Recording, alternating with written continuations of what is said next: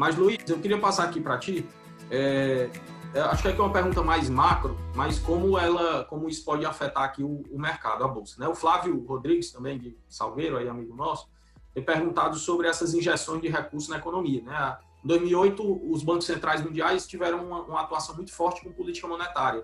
Né? Isso meio que quase esgotou. Né? Então, a gente tem visto uma atuação agora muito mais do lado de política fiscal.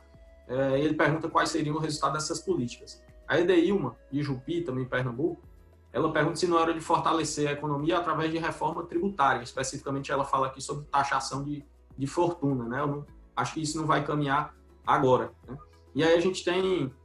como é que tu vê essa atuação do governo, aí nesse lado de política fiscal, que pode afetar, como isso pode efetivamente mexer aqui com o mercado? Até te pedir que fosse bem sucinto aí nessa resposta, porque eu já ia te fazer aqui uma segunda pergunta da Patrícia, que é se ela está perguntando se é viável fazer a recomposição da carteira em renda variável mediante as desvalorizações ocorridas em março, né? Ou seja, a gente trocar aí entre ações. E o Flávio me corrigiu aqui, desculpe, Flávio, porque acabei confundindo aqui, não é o de Salgueiro, o Flávio é de Manaus, no Amazonas.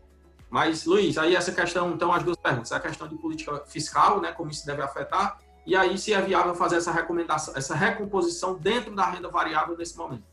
Tá joia? Ótimo, ótima pergunta.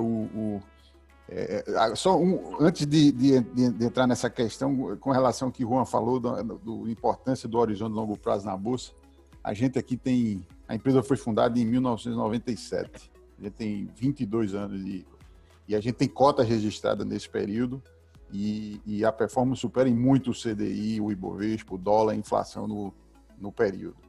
Isso é uma prova, a gente, só para vocês terem ideia, de 97 até 2002, praticamente todos os anos a gente teve uma crise na Bolsa que caiu mais de 20%. Então, a gente passou por essa crise mais recente agora também de 2014, 2015, 2016, e mesmo com todos esses problemas ao longo dos anos, desses 22 anos, o resultado acumulado ainda é bastante superior às alternativas. Tá? Essa questão que o Flávio coloca é fundamental. Né? A gente sabe que a questão do apoio do governo, principalmente nas áreas mais sensíveis da economia, é fundamental. É para isso que a gente tem o Estado, e a sociedade precisa ser solidária nesses momentos, e até para evitar uma disrupção maior social. Né? Os programas no mundo todo são impressionantes, né? São percentuais do PIB em termos de gastos públicos, e isso vai ter uma importância no curto prazo e no longo prazo. O que é mais crucial para a gente acompanhar é justamente os impactos de longo prazo desses programas. Isso é uma dívida que vai ter que ser paga em algum momento e vai ser paga com impostos. Tá certo? Então, a gente teve na saída da crise de 2008 também um programa fiscal de incentivo, principalmente com o BNDES, muito forte. Isso foi importante para aquela recuperação, mas infelizmente a política fiscal e monetária ela não voltou no momento adequado, e você acabou espantando aí, deteriorando as contas fiscais do país e espantando os investidores e o mercado, principalmente o mercado externo. Isso levou a uma depressão, a recessão econômica de 2014, 2015, 2016. A gente tem que ter muito cuidado com isso. Isso é um risco, efetivamente, que a gente precisa acompanhar de longo prazo, mas vai ter um efeito, com certeza, de curto prazo importante na hora que essa questão do vírus ele for mais equacionado, né? E parece que as informações todas que a gente tem é de que o vírus tem um período de vida de 3 meses, depois a velocidade de contaminação ela cai e você consegue voltar ao normal, né? A economia volta à atividade, e aí esse incentivo vai ter. Eu estava vendo agora, hoje de manhã, algumas notícias do FMI, parece estar projetando um crescimento econômico de 6% para o mundo em 2021, né? Isso dá uma ideia de como a economia vai aquecer a partir dessa injeção de recursos públicos aí que vai ter no mundo todo. Tá? Com relação à questão da rebalanceamento, com certeza. Eu não acho que isso deve ser feito de forma muito recorrente, frequente. Eu acho que uma vez a cada 6 meses me parece sensato. e recompor naquele percentual que vocês entendem que, conjunto com vocês fazem esse trabalho muito bem aí na Lema, né? Você tem que ter uma alocação que seja sustentável, adequada e que dê conforto aí para os gestores de cada fundo de conviver em períodos de alta volatilidade, né? Infelizmente, a gente vê aqui na média dos institucionais não tem essa prática de recompor na baixa os percentuais, o que, quando você faz análise histórica de desempenho do portfólio, é uma grande ferramenta de criação de agregação de valor para esses portfólios de longo prazo. A grande vantagem do investidor, né, como diz Seth Klarman, é a capacidade de ter horizonte de longo prazo, né? Quem tem essa possibilidade de ter horizonte de longo prazo, com certeza tem muita vantagem aí na alocação de investimentos, e uma forma de explorar isso é fazer esses rebalanceamentos. Eu geralmente, Juliana, até antes de passar aqui para o Luiz Fernando, que acho que é complementar, mas eu comento sempre com os clientes isso, né? Eu digo assim, você pega talvez as grandes empresas brasileiras que estão aí em bolsa, né? Desde Petrobras, sei lá, Ambev, o Itaú, enfim, passaram por crises também muito graves e tal, e conseguiram todas, às vezes até, independente da situação, conseguem sempre bater recorde de lucro, né? Os bancos são um exemplo disso. E aí eu digo para o pessoal o seguinte, você teve um grande teste de fogo, que foi a recessão 2015 e 16, ali 14, 15, 16. As empresas se estruturaram muito ali para conseguir passar por aquele período.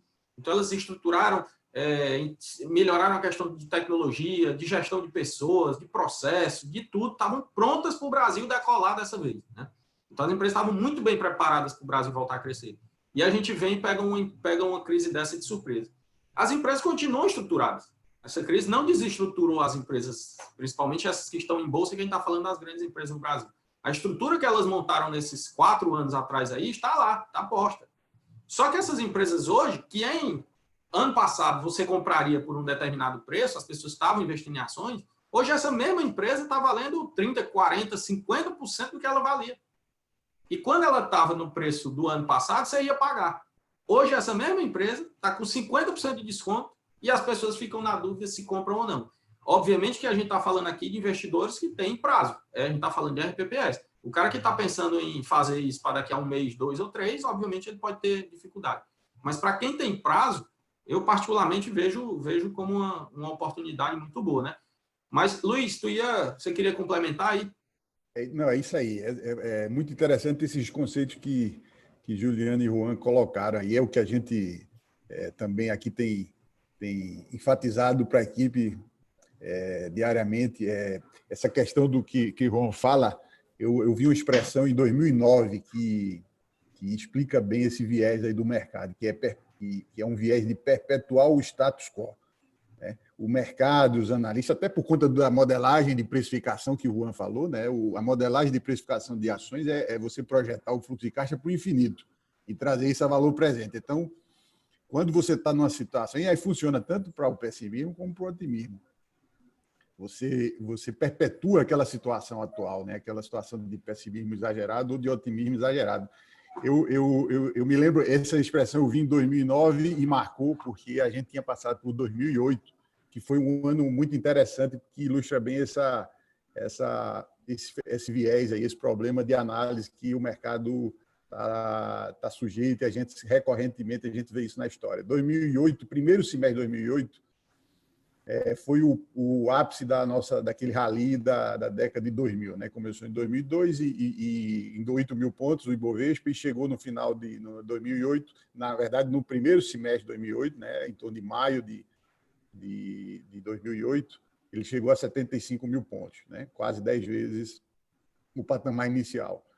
E eu me lembro bem o que tinha na época. A gente foi muito beneficiado por uma alta muito forte nos preços das commodities, né? E aí você falou da Petrobras, por exemplo, o barril de petróleo estava chegando a $50, desculpe, $150, né? A ação da Petrobras estava em R$50. O barril de petróleo estava chegando a $150, e eu me lembro bem do Goldman Sachs ter uma projeção para o barril chegar a $200 no final de 2008. Tá? E aí o que é que acontecia? Todo mundo, na hora de calcular o valor da Petrobras, projetava o fluxo de caixa da empresa com base naquela referência de $150. Nenhum analista vai projetar que o preço vai voltar para $50. Tá, ok? Então, imagine, você pegar esses $150 e jogar para o infinito e trazer para valor presente, você chega num preço absurdo. Justamente o pessoal ignora o que o Juan falou bem, um fenômeno que sempre ocorre, que é o mais correto de você incorporar na sua análise, que é a regressão à média. Você tem que ver a média histórica do barril e trabalhar com esse valor. Mas é muito difícil você, numa situação de otimismo dessa, você ir contra o mercado, principalmente para os analistas que estão escrevendo relatório aí de recomendação de compra e venda o tempo todo, né? Ficar contra a corrente, isso aí tem vários papers que mostram, é muito difícil para qualquer profissional e é um viés também de governança do sistema financeiro, né? E aí, em 2008, então você tinha esse super otimismo, que era incorporado nos preços, e no segundo semestre, acho que o pessoal lembra, a gente teve a crise do subprime nos Estados Unidos, que foi uma crise muito forte. Assim, a gente, como faz muito tempo, a gente tende a achar que ela foi menos grave do que essa que a gente está passando agora, mas foi uma crise muito importante e também não se tinha visibilidade para o futuro, né? O sistema financeiro estava totalmente quebrado, né? Os grandes bancos estavam sendo nacionalizados pelos governos americanos, né? E você não tinha... A economia parou, efetivamente. Tá? E aí foi o cenário inverso. Você começou a perpetuar a situação de economia parada, de recessão. Aí a questão dos mútuos, né, que o Juan falou, o que é que acontece? O sujeito começa a prever, a se basear naquele preço atual. Como agora, por exemplo, muita gente provavelmente está calculando o preço da Petrobras com petróleo de $20. Se você for calcular o valor da empresa hoje com o barril a $22, $25, é evidente que você vai chegar num valor que hoje é muito menor do que o valor intrínseco real, justo da empresa, né? Então, o que a gente procura aqui evitar sempre é esse viés de perpetuar o status quo. Então, a gente tem que entender que as coisas vão voltar para a média histórica, né? Na verdade, elas vão sempre variar na média histórica, mas elas não vão permanecer numa situação de depressão ou de otimismo total o tempo todo, né? E aí, oi. Não, pode complementar. E aí, o segundo ponto que eu queria tocar muito, que o Juliano falou, que também é o que a gente está o tempo todo preocupado aqui, a gente não tem como evitar a volatilidade em bolsa. A volatilidade é o nosso, na verdade, é onde a gente consegue gerar valor para o nosso investidor, né? A gente tem que trabalhar com a volatilidade. O que a gente tem que evitar é justamente essa questão da perda permanente, né? A perda temporária faz parte do jogo, né? Você compra uma ação por 10, ela cai para 5, mas se ela vale 15, você está no jogo e, como você falou bem, esse valor vai voltar porque a empresa é um ativo econômico que vai voltar a gerar renda e o mercado vai reconhecer esse valor econômico em algum momento. Agora, quando você... E aí, um dos problemas que normalmente ocorre é quando você projeta um crescimento muito forte e aí, por qualquer fator, por uma série de fatores, esse crescimento não ocorre, aí você tem realmente uma perda permanente, né? Então, isso é uma coisa que a gente sempre procura evitar, mas também pode acontecer, como o Juliano falou bem, essa crise especificamente, ela atinge mais alguns setores específicos, né? Que podem não sobreviver, e aí também você tem uma perda, aí não porque você projetou mal o valor intrínseco da empresa, mas porque realmente você tem uma variável imprevisível, né, que acaba impedindo a continuidade do negócio e não tem o que fazer. Realmente é uma perda que faz parte do jogo também. Por isso que você também não pode colocar todas as suas cartas num cavalo só, né?